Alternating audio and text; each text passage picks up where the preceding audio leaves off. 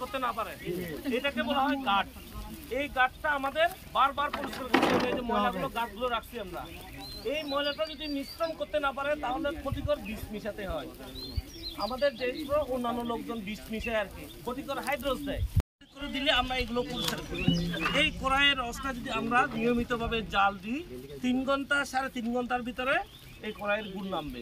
এই কড়াই থেকে গুড় নামলে এখানে 80 কেজি গুড় পাওয়া যাবে। আপনি যদি অক্টোবর মাসে যদি গুড় বানান তখন কিন্তু গুড় বসবে না, গুড় তখন ওই যে চুইংগামের মতো হয়ে যাবে, আশা আশা হয়ে যাবে, কটকটি গুড় বলে না ওরকম হবে। তখন কিন্তু আখের রসের মিষ্টতা কম থাকার কারণে পানি থাকে বেশি। যখন নভেম্বরের দ্বিতীয় সপ্তাহ হয় তখন থেকে আমরা গুড় বানাবো। গুড় বানালে তখন আমাদের গুড়গুলো ভালো হবে। তখন কিন্তু 1 কড়াই গুড় থেকে হবে গুড় হবে 40 কেজি, 1 কড়াই রস থেকে আমাদের হবে 80 কেজি। ঠিক আছে, তারও 2টা জাত আছে। একটা জাত হলো গুড় বানানোর জন্য, ওই জাতটা যদি আমরা করি ওখান থেকে আমরা 90 কেজিও পাবো। ওটা হলো বিএমসি একটা আখের জাত, আমরা ফিলিপাইন থেকে নিয়ে এসেছি। আর এই জাতটা আমরা যেটা মারাই করতেছি এটা হলো ওই জাতটা রংবিলাস আখের জাত। এই রসের রস একটু বেশি হয়, এটার দ্বারা হয় আমাদের 1 কানে প্রতিতে 1600 কেজি গুড় হয়। 1600 কেজি গুড় 200 কেজি আমাদের চিটা গুড় হয় এইখান থেকে। আর এই মেশিন দিয়ে যদি মারাই করেন 1 কানে জমির গুড় মারাই করে গুড় বানাতে 4 দিন লাগবে আপনার 1 কানে জমির গুড় বানাইতে। তাহলে কারণ এখানে হয়েছে কি, আমরা যদি সবগুলো আখ লাগাই, আখ লাগালে ব্যাপারীটা একটু কম দাম দেয়। বাজারে যেদিন কলাছড়া বেশি মাল উঠে বা গরু উঠলো বা কলাছড়া উঠলে বেশি উঠলে দাম কমে যায়। ঠিক তদ্রুপ খাগড়াছড়ি জেলায় যদি আখ বেশি হয়ে যায় জন্য চাষিরা যাতে বেশি দাম পায় সেজন্য আমরা গুড় মারাই আখ মারাই করে গুড় তৈরি করছি। এটা একটা সরকারি প্রকল্প, সরকারি স্বাস্থ্যসম্মত গুড় তৈরি করা হচ্ছে এভাবে, কোনো ভেজাল ওষুধ ব্যতীত। কারণ ভেজাল ভাবে যদি আমরা গুড় তৈরি করি, গুড় তৈরি করলে আমাদের স্বাস্থ্যের জন্য ক্ষতিকর হয়ে যাবে। এই জন্য সরকারি উদ্যোগে এই চাষাবাদগুলো করা হচ্ছে। আপনারা দেখছেন এই যে গাছ তৈরি হয়েছে, আরো এটা কিন্তু দ্বিতীয় গাছ। প্রথম গাছটা কিন্তু ওরা ফেলে দিয়ে দিচ্ছে, প্রথমটা একেবারে খালো ফেলে দিয়ে দিচ্ছে, এটা হলো দ্বিতীয় গাছ। এই গাছটা যদি আপনি আবার ইয়েতে ব্যবহার করতে পারেন, ওই আমাদের এই যে গবাদি পশু আছে না, গবাদি পশুকে এই গাছটা নিয়ে যদি খড় মিশে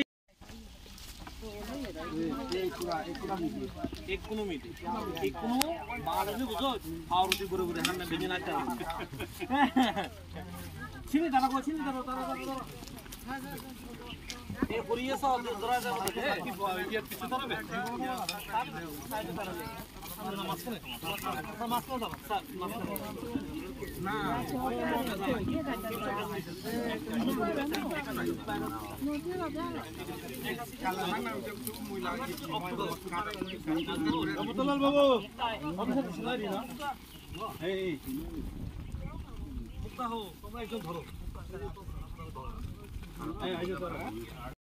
এটা দিয়ে ওই যে হাইড্রোজেন দিয়ে ওই সেমিগাজার মাল থাকলে বলে থাকেন ইয়ে দিবেন না সিয়ত করলে নি হাজরা নি এনি উঠে তোলা তোলা ওটা দিবেন টাকা দিবেন না ইয়ে দিও ইয়ে ইয়ে তো ও আচ্ছা দিবা তাহলে 200 টাকা করে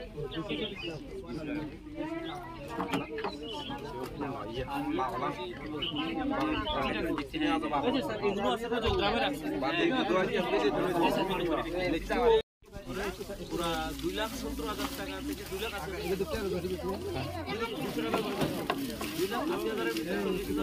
লেবার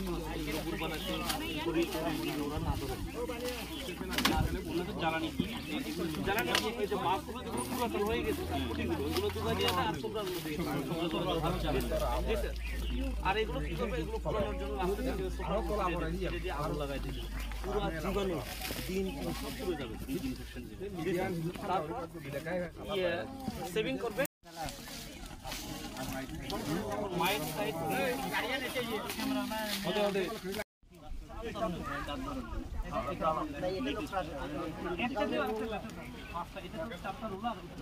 রোলার আরেকটা আছে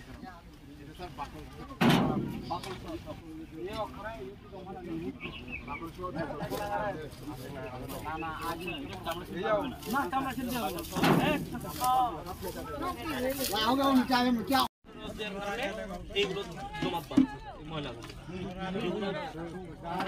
পলিমাটিগুলো বর্ষাকালে পানিতে ঘুরে ঘুরে থাকে না এদিক ওদিক কিন্তু ফেলাও যায় না, থাকা যায় না, এটাও সেরকম মিশে গেছে, কোনাগুলো মিশে গেছে, সেটাকে একত্র